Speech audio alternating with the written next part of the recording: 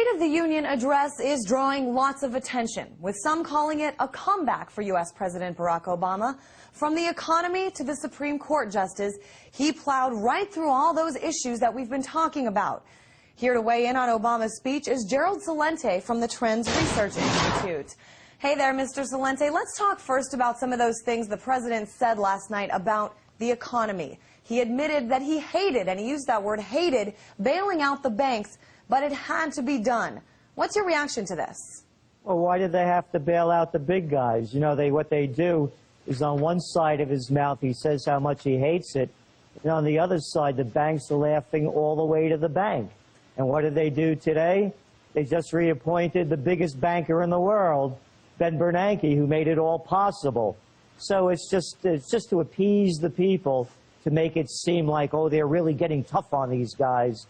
While, as I said, they're laughing all the way to the bank. But, Mr. Celente, what the president said, and it's hard to dispute this, is that if he hadn't have bailed out the big guys, more businesses would have been lost. Fewer loans would be given than they have been. What's your response to this?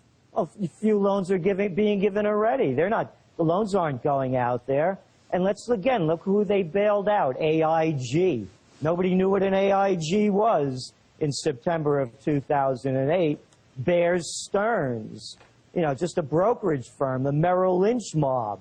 You know, come on, it's one after another. They just keep saying this over and over again until people believe it. You know, it's the old Hitler story. You tell the lie over and over again until the lie becomes the truth. There is absolutely no evidence that if any of these financial firms failed, the world would have collapsed. What would have happened is that capitalism would have worked the way it was supposed to, and that meant that the healthy banks, the smaller banks, the commercial banks, the banks that didn't gamble would have picked up the slack.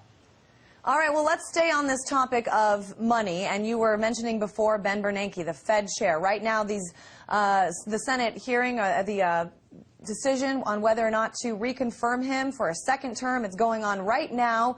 Why do you say that this is a bad idea? Well, he's the guy, I mean, you know, how could people be so irresponsible and to keep being put in the same positions to act more irresponsibly? I mean, this all happened under Bernanke. Look, go back to Bernanke, 2007, November. He's telling Congress there is no recession in sight. In December, they officially say we're in a recession. He's been off on everything. He's no genius. All they keep saying is, well, you know, he's a great mind of the Great Depression. He knows all about it. You know, that's like me saying I know how to fix Model T Fords. You just can't keep printing money. This isn't genius at work. All it is pumping money into the system to keep the big banks afloat. Well, what's the solution then? I mean, a lot of people are concerned, even people who don't necessarily love having Ben Bernanke there. A lot of people are concerned if we don't keep him, that's going to be a disaster, whoever we bring in. Somebody else will fill his spot. This guy dies tomorrow. The world's not going to change. So what is he? He's just a Fed chairman. He's only a front for the Federal Reserve System. What has to happen is that the system has to clean itself. It has to cleanse itself. You can't keep propping up failure. And that's what they do. Whether it's financial failure they prop up to keep it going, or a Bernanke failure to prop them up to keep it going. The only people that become emboldened by their failures and keep getting promoted higher and higher are politicians and these kind of people, these bureaucrats like Bernanke. All right. In real life, you can't get away with this stuff. Let's switch gears for a moment to jobs. President Obama not only announced a plan to bring more of them, but compared this country to other countries to highlight what they're doing right and we're doing wrong. Take a listen. You see, Washington has been telling us to wait for decades, even as the problems have grown worse. Meanwhile, China's not waiting to revamp its economy. Germany's not waiting. India's not waiting. These nations they're not standing still. These nations aren't playing for second place. They're putting more emphasis on math and science. They're rebuilding their infrastructure. They're making serious investments in clean energy because they want those jobs. Well, I do not accept second place for the United States of America. All right, Mr. Celente, just wondering what you thought about that.